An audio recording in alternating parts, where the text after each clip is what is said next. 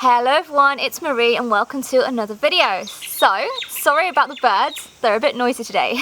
So in this video I'm showing you my trip to Doubtful Sound. Doubtful Sound is similar to Milford Sound, but the two are slightly different. I am going to make a video comparing both Milford Sound and Doubtful Sound, so you can maybe decide which one you want to go to, but I went to Milford Sound the previous day, link to that video is up here, and then I went to Doubtful Sound the next day, because I really wanted to experience both sounds, and I'm glad I did because they're both very different and both very beautiful. So without further ado, here is my video of me going to Doubtful Sound.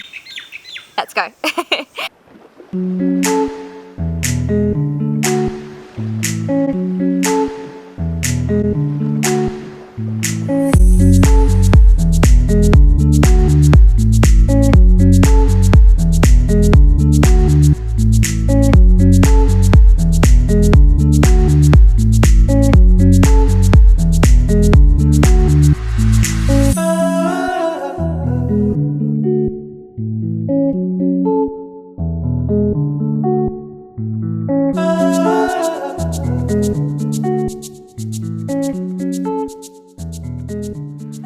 So to get to Doubtful Sound, I set off from Queenstown and I took the coach. The cool thing about going to Doubtful Sound is we didn't take a big coach, like a big intercity coach like I did to Milford Sound. To go to Doubtful Sound, I went with Go Orange, and Go Orange go as a little minibus, and I think it's because Doubtful Sound doesn't have as many people going as regularly. It's a much smaller sound, they have less people on the cruises, and overall it's just a smaller crowd going. It's not as common or as popular, so it is a little bit more money for that reason. I think it cost me $200 and something to go to Doubtful Sound. Milford Sound was only $100 and something, so it's about $100 more to go to Doubtful Sound, but you do get a lot more for your money, so I'm going to go into that in this video. So we took a minibus to Lake Manapouri, and then we had to take a ferry across the Lake Manapouri to the Doubtful Sound, and then we had to take a coach from Lake Manapouri to the actual Doubtful Sound itself. Pass between Mount Wilmot to our left and Mount Barber to our right.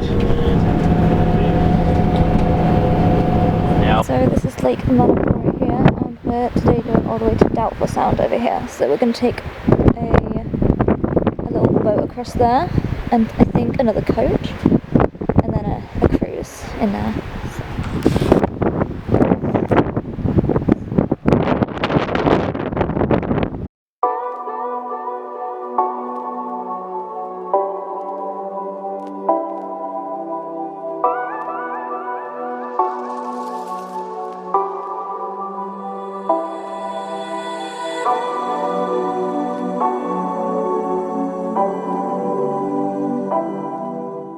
Then we took a cruise around Doubtful Sound. Now the Milford Sound was only about an hour and a half cruise. The Doubtful Sound cruise was 3 hours long. 3 whole hours of cruising around Doubtful Sound. And we did get to go out to the Tasman Sea just like we did at Milford Sound. So in total we had about 4 hours of boat rides, which was pretty cool. And you know, for the price we paid, definitely made it a little bit worth that extra money.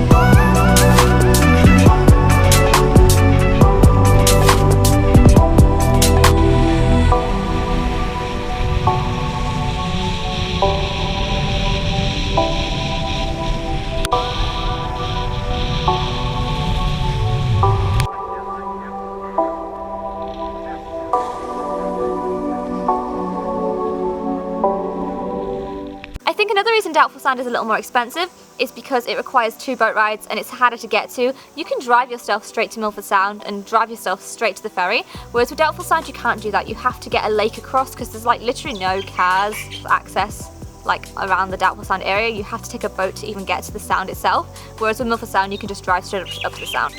That bird is so loud!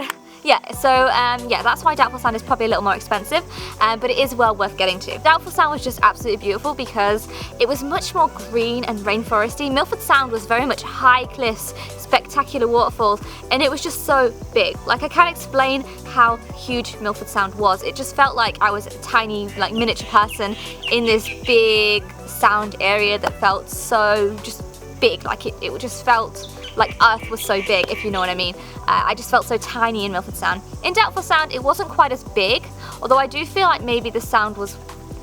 I feel like the Milford Sound is wider than Doubtful Sound, although maybe I'm mixing it up. Maybe Doubtful Sound's wider. I feel like Doubtful Sound was much more green and more rainforesty, and Milford Sound's more like cliffs and waterfalls. So they're both actually quite different, and they both are well worth a visit if you have the budget and the time to do both. If not, honestly, I'm going to go more into detail about the differences between the two in a different video, so I'm not going to go too much into it now. But they're both beautiful, and I recommend them both because they're both lovely.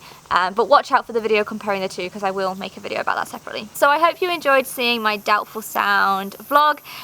If you have ever been to Doubtful Sound or Milford Sound, leave a comment and let me know which one did you go to, and would you like to go to both or see both if possible, and if you went to one, would you consider going to the other a second time?